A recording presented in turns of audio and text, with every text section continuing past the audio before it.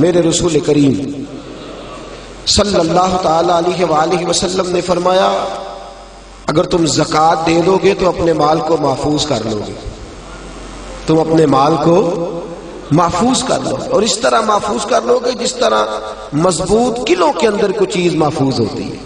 زکوٰۃ دے دو گے تو تمہارا مال محفوظ ہو جائے گا، بچ جائے گا، پھر سال گزرنے پر زکوٰۃ دینی ہے۔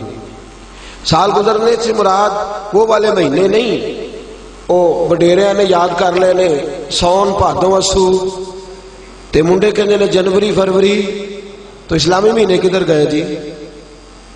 تو زکوٰۃ جو ہے وہ چاند کے مہینوں کے حساب سے فرض ہے، یاد رکھیں۔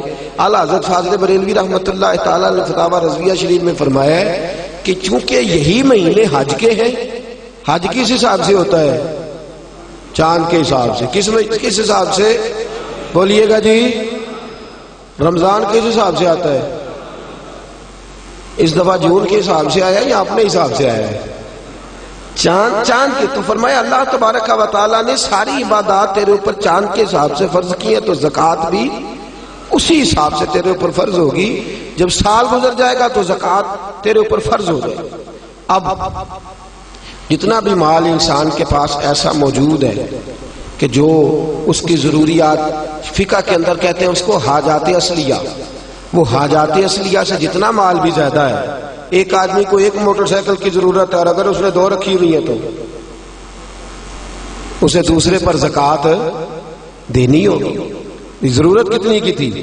ایک کی، اس نے دو رکھ لی۔ جاگ رہے نا آپ لوگ، اللہ آپ کو جزائے خیر دے، تو دو رکھ لی اس نے، تو اس نے زکوٰۃ دینی ہے۔ اب زکوٰۃ کیا ہر سال دینی ہے؟ اگر ہر سال مال کے نصاب رہے گا، میں نے کہا تھا آپ کو تھوڑا سا توجہ کرنی پڑے گی، ہر سال وہ مال کے نصاب ہوگا، اور سال کے شروع سے لے کر آخر تک اگر وہ مال کے نصاب رہا تو اس نے زکوٰۃ، درمیان کے اندر اگر کمی بیشی ہو گئی، یہ بات آپ نے غور سے سننی ہے۔ میرے پاس صدر الشریعہ مولانا امجد علی اعظمی رحمۃ اللہ علیہ خلیفہ اعلیٰ حضرت کتاب میں ساتھ رکھے ہوئے، ساتھ جو ہمارے ہاں انسائکلوپیڈیا ہے فقہ حنفی کا، میں بڑی باریک کر کے اور آسان کر کے مسائل فقہ آپ کی خدمت میں عرض کرنے کی کوشش کر رہا ہوں، سمجھیے گا بات۔ ایک شخص کے پاس پیسے موجود تھے، 10 لاکھ روپیہ پڑا تھا اس کے اکاؤنٹ میں، اب اس کے پاس یکم رمضان کو 10 لاکھ روپیہ تھا، لیکن درمیان میں وہ 9 بھی ہوا ہے، وہ 8.5 بھی ہوا ہے۔ جب اگلے سال کا یکم رمضان آیا تو وہ پھر 10 لاکھ ہو گیا، وہ چاہے 1 مہینہ پہلے ہو یا 1 منٹ پہلے ہو، اس نے اس کی زکوٰۃ۔ اب وہ یہ نہیں کہہ سکتا کہ میرے پاس تو درمیان میں 2-3 دفعہ کم بھی ہوا ہے تو سال تو گزرا ہی نہیں۔ ہاں، مال فی نفس سے ہی ختم ہو جائے، بالکل ختم ہو جائے، رہے ہی نہ۔ ایک دفعہ 10 لاکھ کا 10 لاکھ ہی چلا گیا، اس کی جیب میں کوئی شے نہیں بچی۔ اب جب نئے سرے سے 10 لاکھ آئے گا تو سال اس حساب سے کاؤنٹ کیا جائے، تو اس پر زکوٰۃ دینی ہے۔ ہاں، اگر اس نے قرض دینا ہے تو پہلے قرض ادا کرے گا، پھر وہ زکوٰۃ دے گا۔ زکوٰۃ دینے کی بات آپ کی سمجھ میں آ گئی؟ کتنی دینی ہے؟ نصاب کتنا ہے؟ ویلو پھر سونے دی گل ہی کر دے ہو، اللہ میں چاندی دی بھی کیتی ہے، 52.5 تولے چاندی یا 7.5 تولا سونا، اس پر زکوٰۃ آئے گی۔ سال گزرنے کے بڑا آسان رکھا ہے شریعت نے اس نے، اور جو ضروریات سے زیادہ چیزیں ہوں گی اس پر زکوٰۃ آئے گی۔ اور مال تجارت پر زکوٰۃ آئے گی، سن لے، کس مال پر زکوٰۃ آئے گی؟ سارے بول دیں ایک دفعہ آپ کو یاد ہو جائے، کس مال پر؟ مال، یعنی جو مال آپ نے انویسٹ کیا ہوا ہے نا، نفع پر نہیں آئے گی، سن لے، مال تجارت پر ہے، یعنی جتنا دکان کے اندر مال پڑا ہے، کپنا جتنا پڑا ہوا ہے، برتن جتنے پڑے ہوئے ہیں دکان کے اندر، جس کے اندر سامان پڑا ہوا ہے، سب کا حساب لگا کے زکوٰۃ دینی، سب کا حساب لگا۔ وہ اس طرح نہیں دینی زکوٰۃ کہ پرانے کپڑے نئے جو آئے تھے عید پہ وہ تو بک گئے، پرانے رہ گئے جن کو خریدتا کوئی نہیں، تو اب ارادہ کیا چلو یہ زکوٰۃ میں دے دیتے۔ اس طرح لن تنالوا البر حتی تنفقوا مما تحبون، فرمایا تجھے نیکی اس وقت ملے گی جب تو اپنی پیاری چیز اللہ کی راہ میں خیرات کرے، جب تو اپنی پیاری چیز اللہ کے راستے میں۔ اور سن لیں، جب کسی کو زکوٰۃ دیں گے تو اسے مالک بھی بنانا ہوگا۔ کیا کریں گے؟ اسے مالک بنانے سے مراد یہ ہے کہ آپ اس کے ہاتھ میں دیں گے کہ بھئی یہ تیرے ہیں، تو اپنی مرضی سے ان کو استعمال ہے. یہ نہیں کہہ سکتے کہ میں نے روٹی پکائی ہے چل کھا اور نکل جا، زکوٰۃ ہو گئی. اس طرح زکوٰۃ ادا. ایک صاحب بعض اوقات لوگ جو ہوتے ہیں وہ آتے ہیں، ایک دوست میرے پاس بھی آئے، کہنے لگے مدرسے میں زکوٰۃ دینی ہے، مجھے کوئی کام بتائیں مدرسے کا، وہ کام میں کر دوں. میں نے کہا آپ کہیں اور چلے جائیں. بھئی زکوٰۃ سے مراد یہ ہے کہ آپ اس کو مالک بنائیں، جہاں ضرورت ہوگی وہاں وہ اس چیز کو خرچ. تو میں نے کہا ویسے بھی اگر اعتماد اتنا تھوڑا ہو تو وہاں تو زکوٰۃ ہوتی نہیں کہ مجھے بتا دیں کہ میں کچھ کر دوں. تو میں نے کہا تھوڑا تھوڑا دوسروں کو بھی دیانتدار سمجھے. سب نے دنیا سے جانا ہے، اللہ کی بارگاہ میں حاضر ہونا ہے، آپ کہیں اور چلے جائیں. ویسے بھی ہم نے تھوڑا رویہ اور طرح کا رکھا ہوا ان معاملات کے اندر، ہم ذرا ویسے ہی محتاط چلتے ہیں. تو عرض کرنے کا مقصد یہ ہے کہ آپ سامنے والے کو مالک بنائیں، اسے آپ مجبور نہیں کر سکتے. ایک مثال سنیے، اگرچہ کپڑے دینے سے زکوٰۃ ادا ہو جاتی، لیکن ایک آدمی کے پاس کپڑے تو ہیں، دوائی کے پیسے نہیں. آپ اسے زکوٰۃ دیتے ہیں، کہتے ہیں کپڑے خرید لے. اسے کپڑوں کی ضرورت ہے کہ دوائی کی؟ وہ بغیر دوائی کے اٹھ ہی نہیں سکتا چارپائی سے. آپ نے اسے پابند کر دیا ہے کہ تو نے کپڑے لینے، تو وہ کیا کرے گا؟ تو آپ اسے مالک بنائیں. اور پھر شریعت کہتی ہے کہ مستحب یہ ہے کہ ایک کو زکوٰۃ زیادہ دو تاکہ اس کا کچھ بن جائے. بلکہ حضرت عمر بن عبدالعزیز تو فرمایا کرتے تھے کس کو زکوٰۃ لگتی ہو تو اتنی دے دو کہ اگلے سال وہ خود زکوٰۃ دینے کے قابل ہو جائے. یہ جو بانٹنے کا طریقہ ہے نا 100 کر کے، وہ فقیر ساری زندگی، اور میں اکثر کہتا ہوں مانگنے والا بھی ساری زندگی اسی چکر میں رہتا ہے، اسی چکر میں. حاجی صاحب نے اس دفعہ آٹے کا توڑا دیا تو جاتی دفعہ کہتے ہیں اگلے سال بھی ساڈا خیال رکھے گا. او خدا کے بندے، اگلے سال بھی تیرا یہی پروگرام ہے مانگنے کا ہی، تو یہ دعا کیوں نہیں کرتا کہ یا اللہ اگلے سال مجھے دینے کی توفیق عطا فرما، مجھے ہمت دے، اگلے سال میں دینے لگ جاؤں. تو زکوٰۃ آپ سامنے والے کو مالک بنائیں اور ضروریات سے زیادہ حساب لگائیں. ہر شے سن لے، جو بچی کے لیے آپ نے جہیز بنا کے رکھا ہوا ہے اس پر بھی زکوٰۃ آئے گی، آپ نے اس پر بھی زکوٰۃ دینی ہے. آپ نے اپنے مکان کے لیے پیسے رکھے ہوئے ہیں کہ میں نے مکان خریدنا ہے، خرید لیں گے تو زکوٰۃ نہیں آئے گی، اور جب تک خریدتے نہیں اس وقت تک زکوٰۃ آئے گی. اللہ تبارک و تعالیٰ نے جو قاعدہ ہمارے لیے بیان فرمایا، ہمیں اس قاعدے کو ہمیشہ یاد اور باریک حساب کریں. زکوٰۃ کا باریک حساب کریں، ایک آنا بھی پیچھے نہیں بچنا چاہیے. زیادہ سے زیادہ دیں، زیادہ سے زیادہ دیں. ہم لیتے وقت حساب باریک کرتے ہیں اور دیتے وقت کون سا کرتے ہیں بھلا؟ موٹا جی وہ کیا ہوتا ہے جی؟ وہ موٹا تو چاہیے تھا نا ذرا موٹا ہوتا، لیکن وہ ہم کام نہیں کرتے. باریک حساب کریں. فرض جو ہوتا ہے نا، فرض دیکھیں ایک شخص کہتا ہے میں موٹا کر کے عشاء کی نماز پڑھ رہا ہوں، کتنی رکعتیں پڑھی ہیں؟ کہ مجھے یاد ہی نہیں. تو نماز ہو گئی اس کی. اسے پتا ہونا چاہیے میری انویسٹمنٹ کتنی ہے، میرے ضروریات کتنی ہے، اور میں نے کتنے پیسے میں بچاتا ہوں، مجھے ان پر زکوٰۃ دینی ہے. زکوٰۃ دینی کس کو ہے یہ سن لیں. یہ قرآن مجید نے 10 لوگ بیان کیے ہیں، لیکن ان میں سے کچھ ایسے ہیں جن کو اب زکوٰۃ نہیں دی جا سکتی، زکوٰۃ دی نہیں جا سکتی. مثلا ایک قرآن مجید نے مؤلفۃ القلوب بیان کی ہے. جو لوگ نئے کلمہ پڑھتے ہیں ان کی تالیف قلب کے لیے ان کو ان کے گھر والے خاندان والے نکال دیتے تھے، ان کو بھی زکوٰۃ دی جا سکتی تھی تاکہ وہ اپنے پیروں پر کھڑے ہو جائیں. ایک زکوٰۃ دی جاتی تھی رکاب کو قرآن کہتا ہے، یعنی غلام آزاد کرانے کے لیے. وہ بھی معاملہ اب ختم ہو گیا. اب زکوٰۃ کس کو دیں گے؟ ایک زکوٰۃ لگے گی مسکین کو، فقیر کو اور مسکین کو. فقیر اس کو کہتے ہیں جس کے پاس ضروریات کی چیزیں موجود نہ ہوں. کون سی چیزیں جی؟ یعنی وہ اپنی ضروریات بھی بیچارہ خود پوری نہیں کر سکتا، وہ اپنی دوائی نہیں لے سکتا، وہ اس کی آمدن اتنی تھوڑی ہے کہ وہ جو اس کی تنخواہ ہے ماہانہ اس سے وہ اپنی گزر اوقات نہیں کر سکتا. تو اس کو کیا کہتے ہیں؟ فقیر. اس کو زکوٰۃ لگتی ہے. مسکین اس کو کہتے ہیں جو اتنا غریب ہو کہ صبح کی روٹی ہو اور شام کی روٹی بھی اس کے پاس موجود نہ ہو، اس کو بھی زکوٰۃ لگتی ہے. پھر اس کے بعد جو عاملین زکوٰۃ ہوتے ہیں، یعنی جن کی ڈیوٹی ہوتی ہے زکوٰۃ اکٹھی کرنے کی، ان کو بھی زکوٰۃ میں سے تنخواہ دینا جائز ہے. جو عاملین مقرر کیے جاتے تھے نا، اب تو اتنی زکوٰۃ اللہ خیر کرے ہوتی کافی زیادہ ہے، میرا خیال ہے دیتے نہیں لوگ ساری، تو زکوٰۃ اکٹھی کرنا، اس کا پھر حساب کرنا، پھر اس کو تقسیم کرنا، تو ایک آدمی مستقل چاہیے ہوتا تھا اس کام کے لیے۔ تو عاملین زکوٰۃ جو ہوتے تھے ان کو بھی زکوٰۃ میں سے تنخواہ دی جاتی تھی۔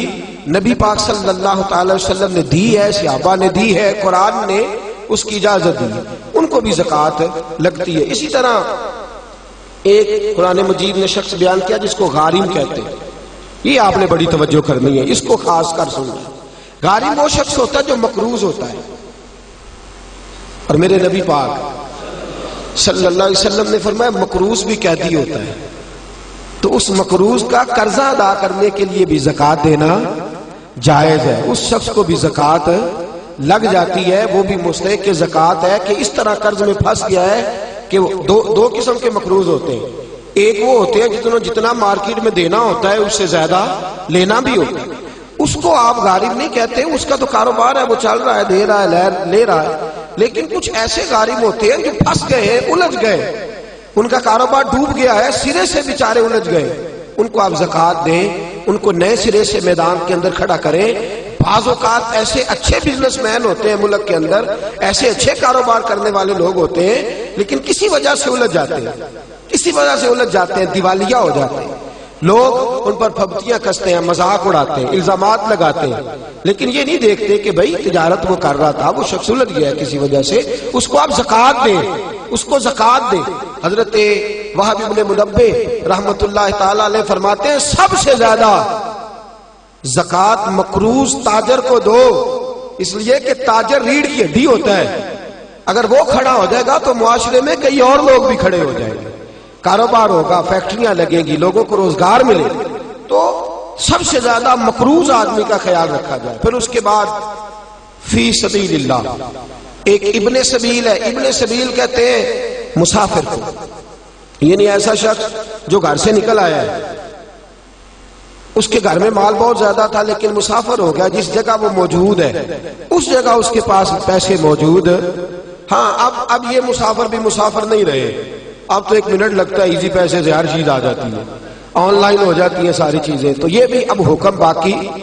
ہاں ایک فی سبیل اللہ لوگ ہیں، جاگ رہے ہیں آپ لوگ، ایک بار سبحان اللہ کہیے سارے، ایک فی سبیل اللہ لوگ، یہ کون؟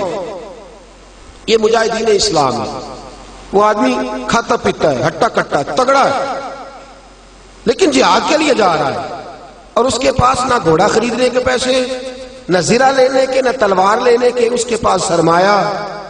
اب آپ اس کو زکوٰۃ دیں گے اور یہ نہیں کہیں گے تو ہٹا کٹا ہے، تجھے کیسے لگ گئی؟ شریعت کہتی ہے کہ اس کو زکوٰۃ لگے گی، اس کو زکوٰۃ دیں گے۔ اسی طرح جو آدمی دین کے لیے وقف ہو جاتے ہیں، طلباء جو دین کے لیے وقف ہو جاتے ہیں، توجہ ہے آپ حضرات کی، قرآن مجید نے کہا کہ ایک جماعت ایسی ہونی چاہیے جو وقف ہو جائے، ڈیوٹی کرے، سن لے کان کھول کے، پھر کہے سبحان اللہ، سارے بولیے۔ یہ جگانے کے لیے کہہ رہا ہوں، داغ لینے کے لیے نہیں کہہ رہا، اس میں فرق ہے دونوں چیزوں میں، یاد رکھ۔